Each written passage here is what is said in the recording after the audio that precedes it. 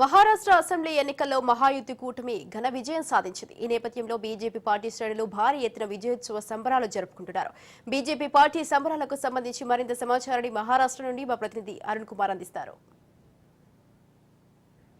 Maharashtra assembly ఎన్నికల్లో కూడా ఏదైతే బీజేపీ కూటమిలు కూడా అభ్యర్థులు భారీ విజయం సాధించారు. మొత్తంగా కూడా మహారాష్ట్రకు సంబంధించి కూడా చంద్రపూర్ జిల్లాలో కూడా 6 నియోజకవర్గాలు కూడా బీజేపీ అభ్యర్థులు ఏదైతే మహాయూత్ కూటమి కూడా కైవసం చేసుకోవడం జరిగింది. దీనికి సంబంధించి కూడా మనం ఇప్పుడే కూడా ఏదైతే బీజేపీ శ్రేణులు కూడా సంబరాల్లో మునిగి తేలుతున్నటువంటి పరిస్థితి. మనం రాజూరులో ఉన్నాం. ఇక్కడ రాజూరులో ఉన్నటువంటి బీజేపీ అభ్యర్థి సమీప అభ్యర్థిపై కూడా భారీ మెజార్టీతో, కాంగ్రెస్ అభ్యర్థిపై కూడా భారీ మెజార్టీతో కూడా గెలుపు పొందడం జరిగింది. దీనికి సంబంధించి మన దగ్గర కొంతమంది బీజేపీ కార్యకర్తలు నిజంగా కూడా వాళ్ళ ఆనందం ఎట్లా వ్యక్తం చేస్తారు చెప్పండి. మీ ఎమ్మెల్యే గారు గెలిచారు బీజేపీ తరఫున, ఎట్లా అనిపిస్తా ఉంది?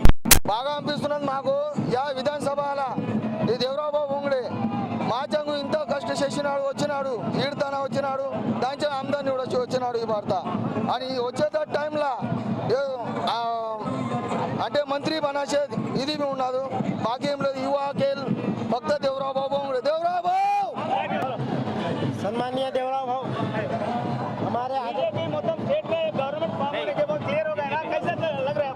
बहुत अच्छा लग रहा है.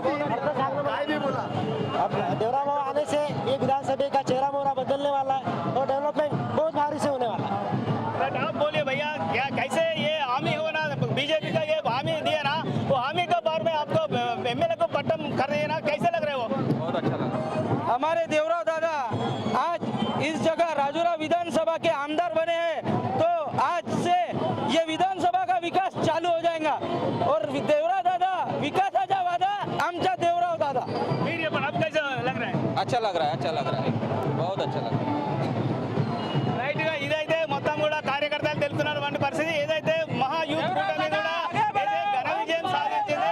ప్రభుత్వాన్ని ఫామ్ చేయడానికి కూడా ఎటువంటి అడ్డంకులు లేకుండా సహా మెజార్టీని కూడా గెలుపొందడం జరిగిందని చెప్తున్నారు. ఖచ్చితంగా కూడా ఏదైతే ఇది బీజేపీకి సంబంధించి తెలంగాణ మొత్తం కూడా మహారాష్ట్ర స్టేట్ లో కూడా ఏదైతే గవర్నమెంట్ ఫామ్ చేస్తా ఉన్నది బీజేపీ, దాన్ని ఎట్లా చూస్తారు, ఏమనిపిస్తుంది? అయితే పోయిన 10 years నుండి ఇక్కడ ఓన్లీ కాంగ్రెస్ క్యాండిడేట్ వస్తుండే, కానీ దేవరావు బొంగడే అన్న క్యాండిడేట్ అంటే మొత్తం రాజూరా విధానసభకు వికాస్ గురించి ఈ జనాలంతా ఓటింగ్ వేసింది. ఎవరు నమ్మలేదు, కానీ ఇది ఒక హిస్టారికల్ అయినది విజయం అన్నది దేవరావు బొంగడేది. ఆయన వచ్చినాక ఈ రాజూరాల చాలా వికాస్ పనులు చేస్తా అని ఈ జనాలకు నమ్మకం చేయబట్టి ఇవాళ ఆయన గెలిచొచ్చిండు. మేమందరం ఒకటి చెప్పేదంటే దేవరావు దాదా ఆగే బడో. కూడా బీజేపీ పార్టీ ఎన్ని సీట్లు గెలుచుకున్నది, అయితే ఎటువంటి హామీలు ప్రజలను ఆకర్షించినాయి? అంటే ఎటువంటి హామీలు ఇచ్చారు? హామీలు ఇచ్చినాయి అంటే లాడ్కి బ్యాన్ యోజన అన్నది మా సింధే గవర్నమెంట్, స్టేట్ గవర్నమెంట్ పెట్టాడు. ఆ లాడ్కి బ్యాన్ యోజన చేయబట్టి మళ్ళీ డెవలప్మెంట్ అయిన పనులు ఓన్లీ బీజేపీ చేస్తున్నదని ఈ హామీలు చేయబట్టి జనాలు ప్రజలంతా బీజేపీ మొత్తం అన్ని సీట్లు మాత్రం ఓన్లీ బీజేపీ ఇవ్వచ్చు.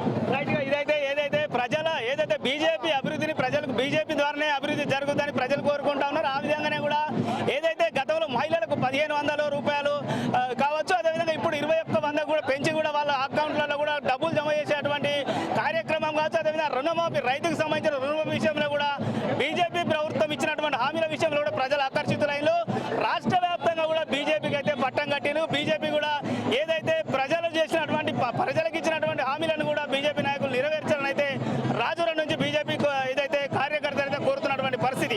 కెమెరా